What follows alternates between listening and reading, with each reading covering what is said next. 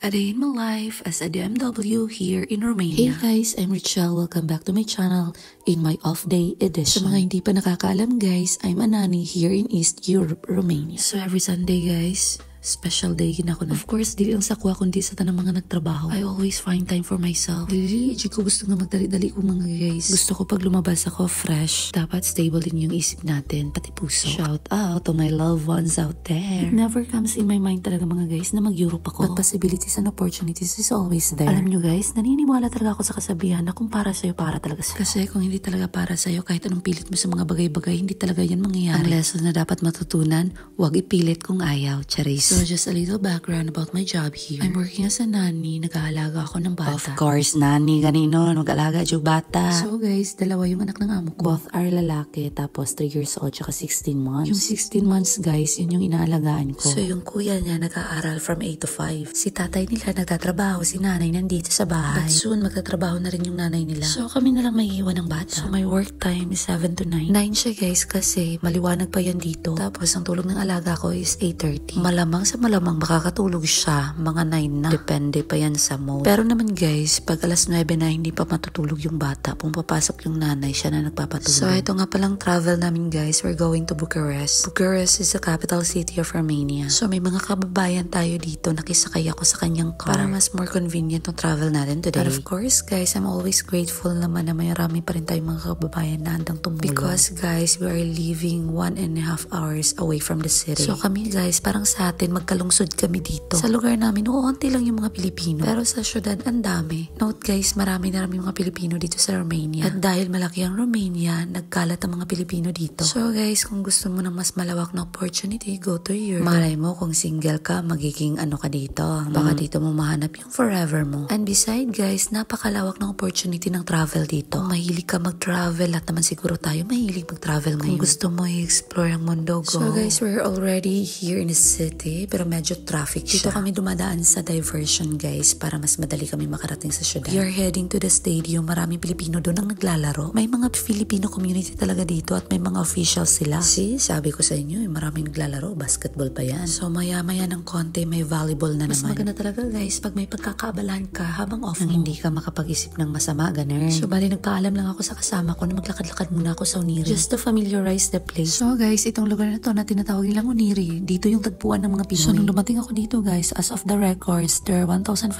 Filipinos living here in Romania. So ngayon, parang estimated na sa 3,000 na yata. At parami pa mga Pilipino nagpupunta dito. Alam niyo kung bakit mga guys? Napaisip lang ako dahil dito talaga guys, tumatanggap sila kahit 45 na. Hindi big deal sa kanilang edad mga guys as long as you're able to perform your job. At marami pa rin nagtatrabaho dito na may edad na nagsisettle na lang dito mga guys. By the way, naglalakad nga pala kami papunta dun sa Sam's Sushi. It's a Filipino and Romanian restaurant. They serve both Western and Asian foods. Alam nyo guys, I highly recommend this restaurant. For me lang ha, coming from an Asian country na nakatikim ng mga pagkaing Asian. Ang ambience ng lugar mga guys, parang medyo lumaluma siya na building. Pero wag kayong mag-alala dahil ganyan talaga mga buildings dito mga guys. They tend to have an old buildings. Kasi nga gusto lang i-preserve ang history ng country nila mga guys. So ayun na nga, nakapag-order na kami. So I have my tom yum soup, yung dalawang kasama ko tonkatsu ramen, tapos isang laksa kay ate. Together with mango and buko pandan smoothie. Sa nakikita ko, ang dami nilang customers. Mabilis naman sila mag-serve. Compared to other kainan na nagsiserve ng Pinoy food, medyo mura sila dito mga guys. May pahabol pa kaming order, tokwat baboy at sinuglaw. Talaga nga namang nakakatakam ang pagkain Pinoy. Sila mga guys, mga kababayan natin na na-meet ko lang din sa Uniri. So bilang OFW, maralaman mo yung mga kwentong OFW. Tapos kami lang din ang makakarelate niya. 3 hours nga pala kami nagstay dyan mga guys. Sobrang chill lang namin. Hindi kami nagmamadali. So after namin kumain, nag-decide kami na babalik dun sa Uniri. Bale yan pala yung Romanian flag. So dati mga guys, bale hindi talaga masyadong kilalang Romania. Kahit nga ako, hindi ko nga kilalang Romania. But Romania opened its doors to all Filipino na gusto magtrabaho sa Europa. Gaya ng mga nabanggit ko mga guys, pag galing kayo ng Asian country, maninibago talaga kayo dito. Note guys, gimension po na ako sa akong previous video na dili jud na dapat mag-compare.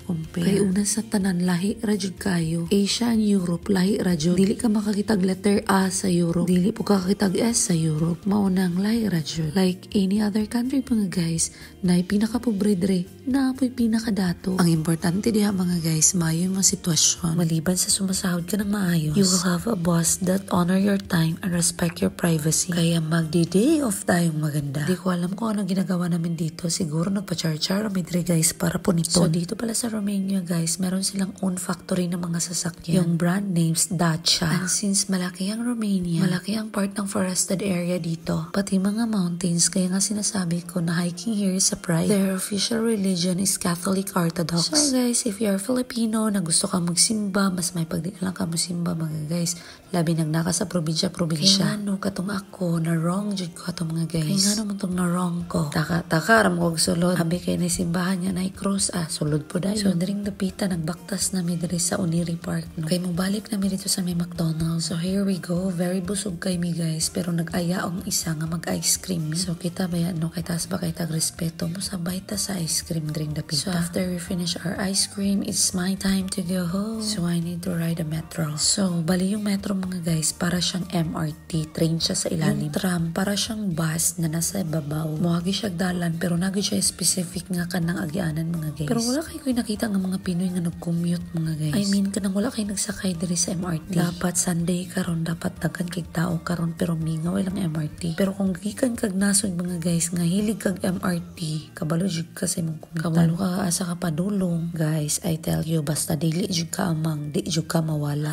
Ay, katulugon naman ko diri. Maraman ta makakita ang afam diring dapita. So guys, nagsakay ko kay MRT, kaya ako tong imit ang among silingan kay magdungan namin. Of course guys, nakisakay ko sa iyang car. So from Piata Uniri to 7 stop going to Angel Paladin. 3 lang ang bayad. M3 imong sakyan mga guys, an exit in exit A. Dahil sa ka nga video, wala pa na sa exit ha. So lahi ilang card diri guys, disposable siya, dili tap up. Di na ka magtapog card, diretso nakagawas. So medyo kay busy ang ilang MRT mga guys. Medyo luma na po ang ilang mga MRT. As what I said mga guys, they want to preserve the history of the country. Actually mga guys, na may mga building na mga modern na. So after sa exit ng kita na dyan sa mong kababayan na tag-iya sa car. So we're going home na talaga mga guys. Medyo ngit-ngit na gid siya mga guys. Sa gilid kami dumaan para hindi kami matraffic. I have a great and fun day today. Sa ulitin mga guys. Bye!